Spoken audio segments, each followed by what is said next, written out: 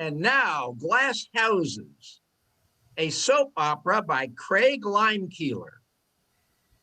In today's episode, a young widow discovers her late husband was not who he said he was. With yours truly, Wally, as your announcer. And Lisa as Elizabeth Glass, a young widow in her early 30s with an 8-year-old daughter. Honest, hardworking, and very concerned about her reputation. Daughter-in-law to Rose Glass.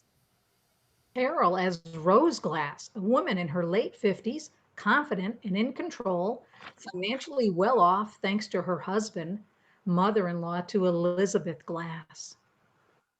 And Rosie as Jenny Glass, 8 years old, bright, cheerful, somewhat precocious.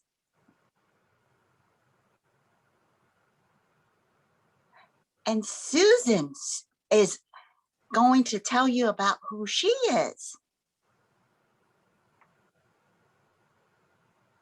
I'm Susan as Margie Green, Elizabeth Glass's best friend and next door neighbor in my late 20s. And Lynn Nash on sound effects. Welcome to Glass Houses, brought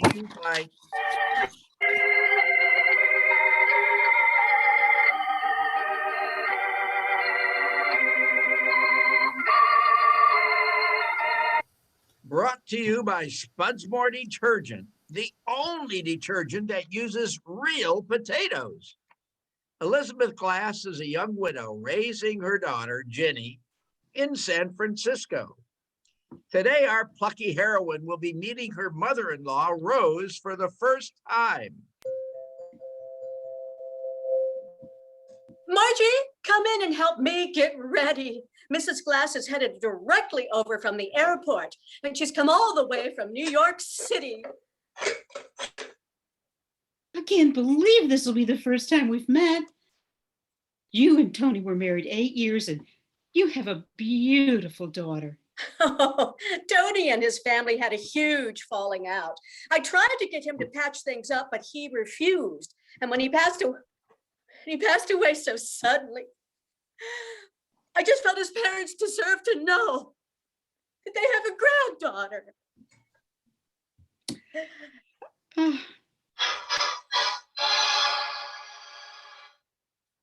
Mrs. Glass traveled all the way from New York, and that's a good sign. It's too bad Mr. Glass couldn't make the trip. Jenny is such a great kid. If Mrs. Glass doesn't like her, there's something wrong with her. I hope you're right. Jenny will be home from school in a minute, so you need to scoot. I'll give you the details later on, I promise. Well, I'll go, but if I hear pottery flying, I'm coming over. Thank you. I will keep that in mind. As Margie leaves, Elizabeth picks up a photo of her late husband, Tony. Oh, Tony, what happened? Sure, families fight, but they make up and then they stand together. You are a wonderful father, Tony. I know that it must have been because of your parents. Mommy? Why are you looking at Daddy's picture? Because today is a very special day. What's so special about today? Remember how I told you that I found your grandparents' New York address and that I wrote to them and told them what a wonderful little grandchild they had? Sure, but what's that got to do with today? Well, it's special because today you are going to meet your grandmother for the very first time. She's coming here?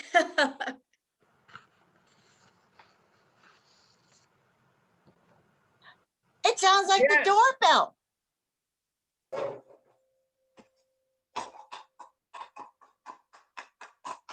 Oh my gosh, that's her now. Ding dong. I'll go at the door. Hello, you must be Jennifer. Your mother told me all about you. I'm your late father's mother. I'm Rose, but you can call me Grandma Glass. Hello, I'm Elizabeth. Please, won't you come in, Mrs. Glass? Please take a seat. Oh, please call me Rose. What a lovely place you have. It reminds me of when Joseph and I had our first apartment. I brought a gift for Jenny, if that's all right. That's very kind of you, but you didn't need to do that. Jenny, what do you say? Oh, thank you, Grandma Glass. Why don't you take your new doll to your room and play with it so that so that Rose and I can get acquainted? Can I go next door and show Sally? Oh, that's a wonderful idea. Yes, just be back in time for supper. I will. Thank you, Grandma Glass. Can I get you something to drink? I just made some fresh lemonade. Oh, lemonade sounds wonderful. I'll be just a minute. As Elizabeth gets the lemonade, Rose notices the photograph that Elizabeth has left on the table. I'm so glad you got in touch. I had given up hope of ever being a grandmother. Who is in this photograph on the table? Why, that's my husband, Tony, your son, of course. Oh, no, it isn't. It may have been 8 years, but I'd recognize my own son. But people change. He hated having his picture taken, so that's the only photo I have of him. He didn't want the people seeing his scars after the war. What scars?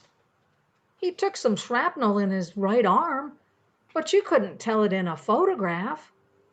Luckily, Tony was left-handed. No, Tony was right-handed, I'm sure of it. I don't know what's going on, but I know the man in this photo is my late husband. I brought some family albums here. This should settle it. This should settle it once and for all.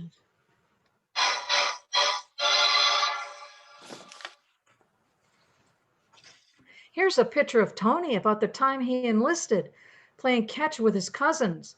Notice he's throwing with his left hand. And look at that beautiful smile. There must be some sort of mistake. I don't understand any of this. I believe your intentions were good. You were only trying to do what's best for Jenny. But you've been misled by the man in that photograph. Oh, I feel so ashamed and embarrassed. I could crawl under a rock. I contacted you because I thought you deserved to know that you had a granddaughter. I lost my own family and I didn't want Jenny growing up without knowing her father's family. Don't feel ashamed. As I see it, we have 2 questions before us. We do? Who is the man in that photograph? And more importantly, where is my son, Tony?